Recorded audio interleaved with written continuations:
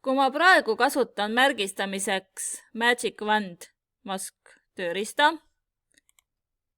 siis märgistati G-täht ja kui ma klõpsan järgmise tähe peal, siis märgistatakse järgmine täht, aga eelmiselt tähelt tuleb märgistus maha. Märgistust saab tegelikult ka juurde liita ja siin on 2 nuppu, pluss ja miinus, et pluss hakkab märgistust juurde liitma ja miinus hakkab märgistust maha lahutama.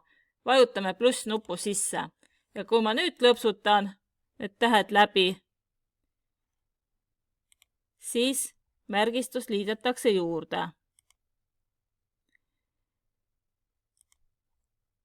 Ja kui ma klõpsan mõne koha peal valesti, siis vajutan miinuse sisse ja näiteks kui ma selle lehvile ei taha märgistust, siis niiviisi saab märgistust eemaldada.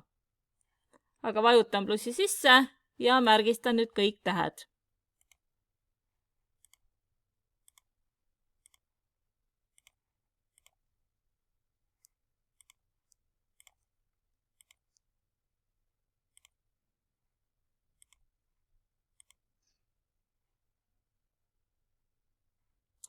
Vast sai ja käsuga Ctrl+C ja Ctrl+V saan panna märgistatud teksti siia töösse.